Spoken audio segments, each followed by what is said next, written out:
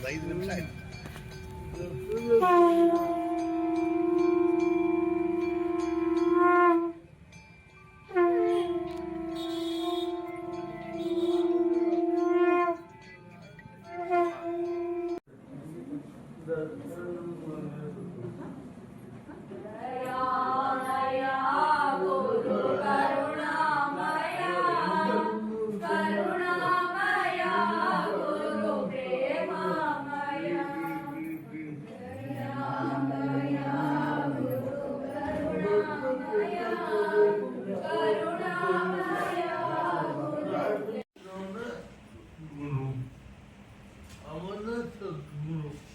ನಾವೆಲ್ಲ ಯಾವ ಗುರು ನಂಬಬೇಕು?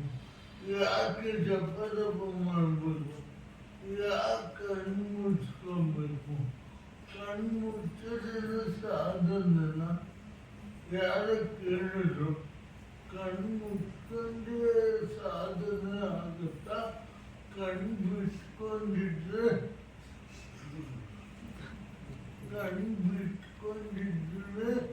ಸಾಧನೆ ಆಗುತ್ತ ಅಂತ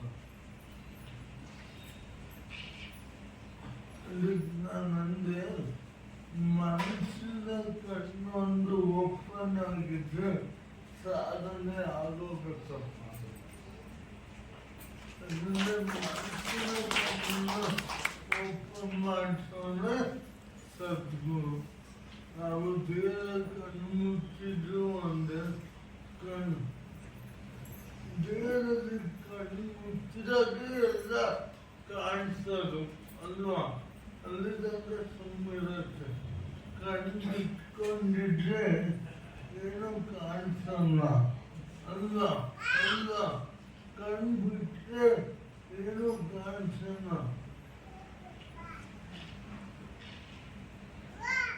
ಕಣ್ಣು ಮುಚ್ಚಿದ್ರೆ ಎಲ್ಲ ಕಾಣಿಸುತ್ತೆ.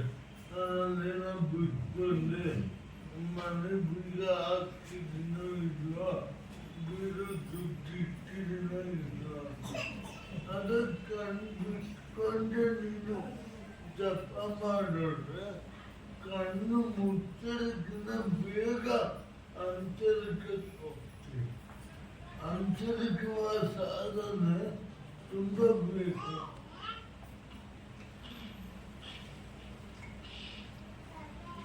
ನಾವು ಎಷ್ಟು ಅಂತರಿಕ್ಷವಾದ ಸಾಧನೆ ಮಾಡ್ತೀವೋ ಯಾರಿಗೂ ಗೊತ್ತಾಗ್ದಂಗೆ ಅದು ನಮ್ಮ ಜೀವನನ ಕರ್ಕೊಂಡು ಹೋಗುತ್ತೆ.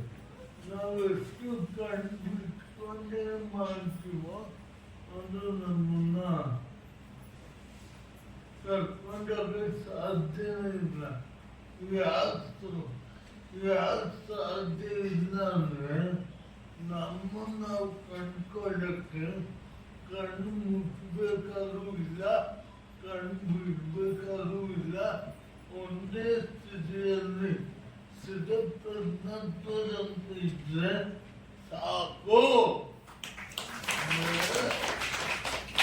ಜಗತ್ತು ಅನ್ನೋದು ತುಂಬ ದೊಡ್ಡ ವಸ್ತು. ಜಗತ್ತನ್ನು ನಂಬೋದಾದ್ರು ಇರಲ್ಲ, ಆದರೆ ಒಳಗಿನ ಜಗತ್ತನ್ನು ನಂಬಿರೋರು ನಮ್ಮಂಥವ್ರು ಇದ್ದೇ ಇರ್ತಾರೆ.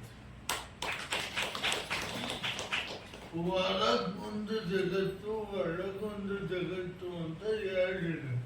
ಹೊರ ಜಗತ್ತು ಏನು ಮಾಡುತ್ತೆ? ನಮ್ಮನ್ನ ನಾಶ ಮಾಡಿಸುತ್ತೆ. ಒಳಗಿನ ಜಗತ್ತು ಏನು ಮಾಡಿಸುತ್ತೆ? ನಮ್ಮನ್ನ ಲಯ ಮಾಡಿಸುತ್ತೆ. ಲಯ ಆಗ್ಬೇಕು, ನಾಶ ಆಗ್ಬೇಕು, ಎರಡು ಒಂದೇ ಅರ್ಥ. ನಾಶ ಅಂದ್ರೂ ಹೋಗೋದು, ಲಯ ಅಂದ್ರೂ ಹೋಗೋದು. ಆದರೆ ಒಳಗಿನ ಜಗತ್ತು ಲಯದಲ್ಲಿ ಲಯ ಮಾಡ್ತಾರೆ.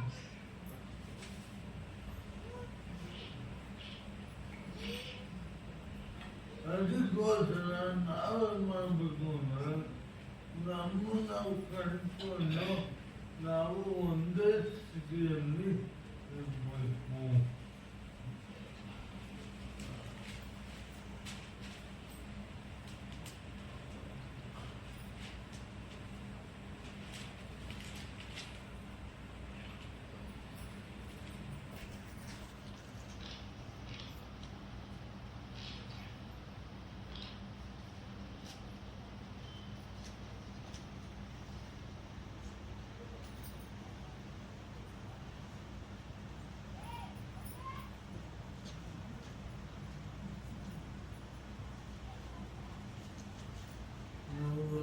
ಸ್ಥಿತಿಲಿದ್ದರೆ ನಮ್ಮ ಕಣ್ಣಿಗೇನು ಕಾಣಿಸಲ್ಲ.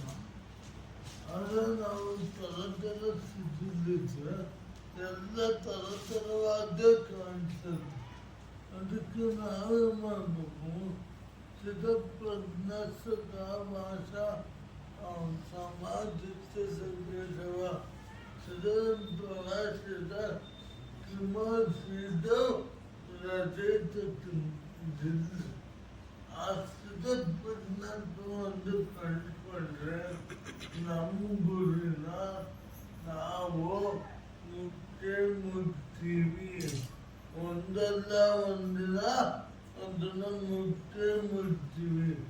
ಆ ಮುಟ್ಟಕ್ಕೋಸ್ಕರನೇ ನಾವು ನಾವು ಲಯ ಮಾಡ್ಕೋಬೇಕು. ಆ ಲಯ ಮಾಡ್ಕೊಂಡ್ಬಿಟ್ರೆ ನಾವು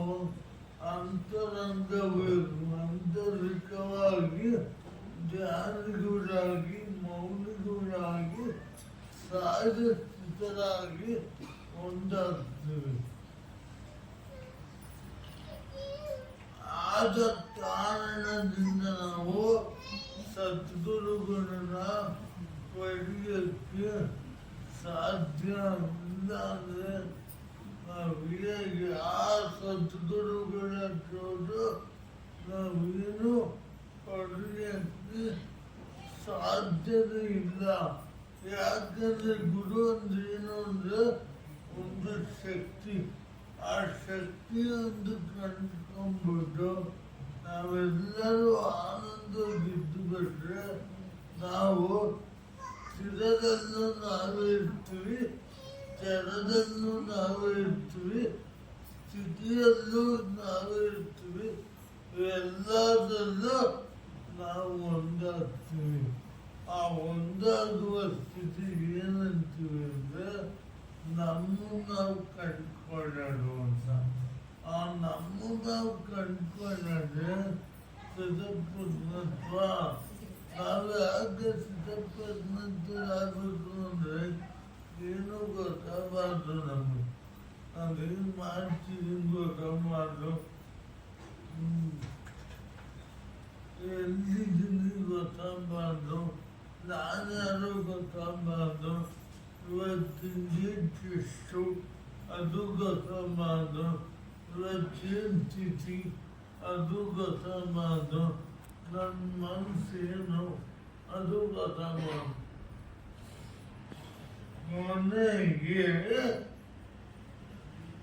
ಕೊನೆಗೆ ನಾನ್ಯಾರು ಅಂತಲೂ ಆ ನಾನು ಎಂಬುದಿಲ್ಲದ ಸ್ಥಿತಿನೇ ನಾನು. ಯಾಕಂದ್ರೆ ಎಲ್ಲರೂ ಅಷ್ಟೇ, ನಾವೆಲ್ಲ ಏನು ಬಂದೀವಿ ಜ್ಞಾನದ ಊಟ ಪಡೆಯೋಕ್ಕೋಸ್ಕರ ಬಂದೀವಿ. ಹಂಗ ನಾನ್ಯಾರು ನಾನು ಯಾರು ಅಲ್ಲ ಅನ್ನೋದೇ ನಾನು. ಆ ನಾನು ಅನ್ನೋದೇ ಒಂದು ಸ್ಥಿತಿ, ಆ ನೀನು ಅನ್ನೋದು ಒಂದು ಸ್ಥಿತಿ, ಆ ನಾನು ನೀನು ಒಂದಾಗದೆ ಒಂದು ಸ್ಥಿತಿ. ಆ ಸ್ಥಿತಿಯಲ್ಲಿ ನಾವೆಲ್ಲರೂ ಇರದೆ ಆನಂದ ಸ್ಥಿತಿ. ಯಾವಾಗ ನಾವು ಆನಂದ ಕಂಡುಕೊಂಡ್ರು, ಯಾವಾಗ ನಮ್ಮ ಮನಸ್ಸು ಗಲಿಬಿಲಿ ಆಗಲ್ವೋ ನಾವು ಚೆನ್ನಾಗಿದ್ದೀವಿ. ನಮ್ಮ ಮನಸ್ಸು ಯಾವಾಗ ಗಲಿಬಿಲಿ ಆಗುತ್ತೋ ನಾವೇನೋ ಎಡವಟ್ಟು ಮಾಡ್ಕೊಂಡಿದ್ದೀವಿ. ಒಟ್ಟು ಅಂದರೆ ಒಟ್ಟಾಗದು. ಒಟ್ಟಾಗಿರೋರೆಲ್ಲ ಎಡಾಗ್ಬಿಟ್ಟು ಅದು ಎಡವಟ್ಟು. ಆ ಒಂದು ಸ್ಥಿತಿನ ಕಂಡುಕೊಂಡು ನಾವು ಉನ್ನತರಾಗಬೇಕು. ಬರೀ ನಾನು ಅದು ಮಾಡಿದೆ ಇದು ಮಾಡಿದೆ, ನಾನು ಅದು ಮಾಡಿದೆ ಇದು ಮಾಡಿದೆ, ಒಳಗೇನು ಇರಲ್ಲ. ಅದು ಬಿಟ್ಟು ಒಳಗೇನು ಇರಬಾರ್ದು, ಒಳಗಿರಬೇಕು. ಒಳಗೇನಿದೆ ಏನಿದೆ ಅಂತ ನಿಮ್ಗೆ ಎಲ್ಲ ಗೊತ್ತು. ಏನಿದೆ ಏನಿದೆ ಮೂರೇ ಪದ ಅದು, ಎರಡೇ ಪದ ಇರೋದು, ಅದು ಹತ್ತು ಸೇರಿ ಮೂರು. ಏನದು? ದೇವರ, ಗುರುನ, ಮನಸ್ಸು ಮೂರು ಪದ ಆಯ್ತು. ಮನಸ್ಸೊಳಗೆ ಬಂದಿದೆ. ಮನಸ್ಸಿಗೆ ಬೇಜಾರಾದ್ರೆ ಮಾಡ್ತೀರ, ಅಳ್ತೀರ. ಮನಸ್ಸಿಗೆ ಖುಷಿ ಆದ್ರೆ ಮಾಡ್ತೀರ, ಖುಷಿ ಆಗ್ತೀರ.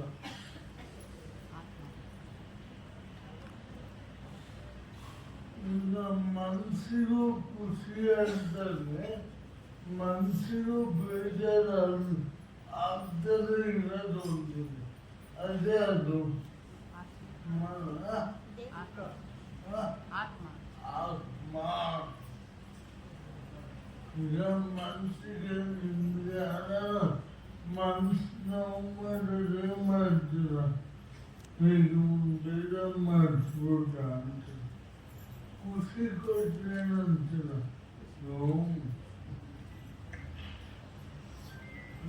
ಎಷ್ಟು ಖುಷಿ ಕೊಡ್ತಾನಪ್ಪ. ಈ ಬೇಜಾರು ಖುಷಿ ಕೊಡ್ತಾರಿಲ್ಲ, ನಿಜ ಖುಷಿ ಕೊಡೋದು ಯಾರು? ಆತ್ಮ. ಆತ್ಮನು ಒಂದೇ, ಪರಮಾತ್ಮನು ಒಂದೇ. ಆ ಪರಮಾತ್ಮನಲ್ಲಿ ಒಂದಾಗುವುದನ್ನ ಕಂಡುಕೊಳ್ಳೋದು ನಿಜವಾದ ಪ್ರಜ್ಞೆ. ಆ ಪ್ರಜ್ಞೆ ಒಂದು ನಮ್ಮ ಜೊತೆ ಇದ್ರೆ ಏನು ಬೇಕೋ ಸಾಧಿಸ್ಬೋದು, ಸಾಧನೆ ಮಾಡ್ಬೋದು, ಸಾಧನೆ ಆಗಿ ಹಿಡಿಬೋದು. ಸಾಧನೆ ಮಾಡ್ತಾ ಮಾಡ್ತಾ ನಮ್ಮನ್ನು ನಾವು ಕಂಡ್ಕೊಬೋದು. ನಮ್ಮನ್ನು ನಾವು ಕಂಡುಕೊಂಡು ನಾವು ಎಚ್ಚರದಲ್ಲಿ ಇರಬೇಕು.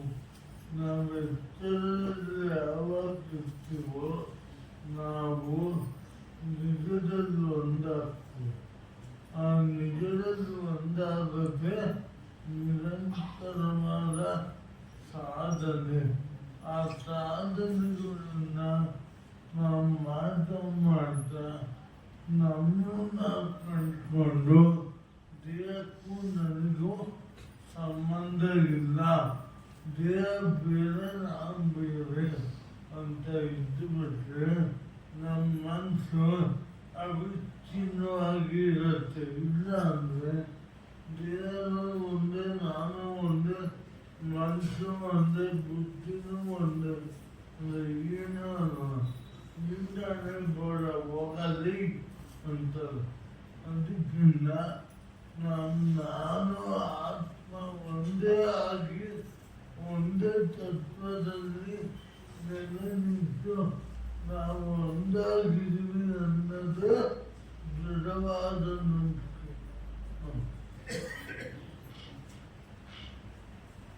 ಆ ದೃಢವಾದ ನಂಬಿಕೆನ ಕಂಡುಕೊಂಡು ಆ ಒಂದು ಚಿಂತನೆಯಲ್ಲಿ ನಿರಂತರವಾಗಿರ್ತಾ ಸದಾ ಸಾಧನೆಗಳು ಮಾಡ್ತಾ ಸದಾ ಗುರುವಿನ ನಾಮಸ್ಮರಣ ಮಾಡ್ತಾ ನಾಮದಲ್ಲೇ ಇರುತ್ತಾ ನಾಮದಲ್ಲೇ ಒಂದಾಗಿ ನಾಮದ ತಾನಾಗಿ ಸದಾ ಕಾಲ ದೇಹ ಭಾವನೆ ಮೀರಿ ದೇಹಕ್ಕೂ ನನಗೂ ಸಂಬಂಧ ಇಲ್ಲ, ದೇಹ ಬೇರೆ ನಾನು ಬೇರೆ ಅನ್ನೋ ಒಂದು ಸಂಬಂಧದಲ್ಲಿ ನಾವೆಲ್ಲರೂ ಇಟ್ಟುಕೊಂಡು ನಮ್ಮ ಯಾರಿಗೂ ಹುಟ್ಟು ಸಾವು ಇಲ್ಲ ಇರೋದು ನಿಜವಾದ ಆನಂದ. ಆ ನಿಜವಾದ ಆನಂದ ಒಂದನ್ನು ಕಂಡುಕೊಂಡು ನಾವೆಲ್ಲರೂ ಇವತ್ತಿನಿಂದ ಸೇವಾವರಲ್ಲಿ ಇಲ್ದಂಗೆ ನಮ್ಮನ್ನ ಆ ಗುರು ಮಾಡಿ ಅಂತ ಆ ನಿತ್ಯಾನಂದದಲ್ಲಿ ಕೇಳೋಣ. ನಿತ್ಯ ಆನಂದ ಸೇನನ ಸದಾ ಇಟ್ಕೊಂಡು ನಾವು ಎಡಬಿಡದಂಗೆ ನಾಮಸ್ಮರಣೆ ಮಾಡ್ತಾ ನಾವು ಬ್ರಹ್ಮದ ಒಂದಾಗೋಣ. श्रीराजाधिराज सद्गुरुनाथ महाराज की जय।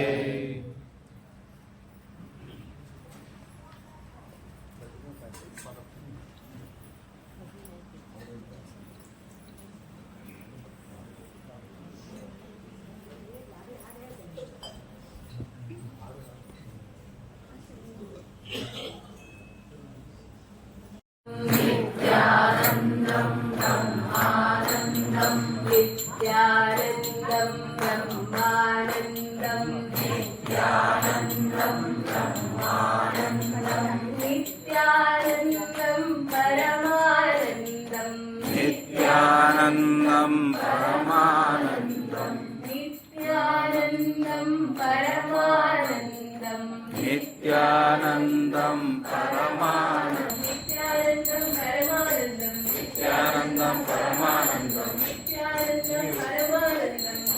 नित्यानन्दं परमानन्दं नित्यानन्दं परमानन्दं नित्यानन्दं परमानन्दं नित्यानन्दं परमानन्दं नित्यानन्दं परमानन्दं नित्यानन्दं परमानन्दं नित्यानन्दं परमानन्दं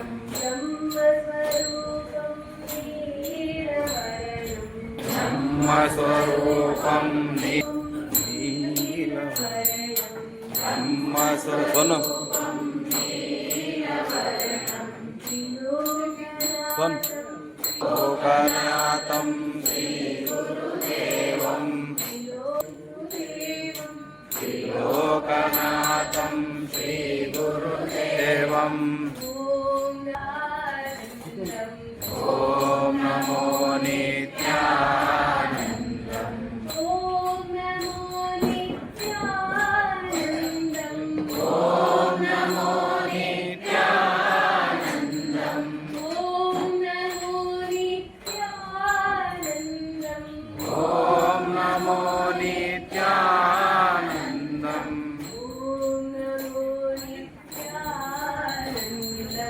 ॐ नमो नित्यानन्दं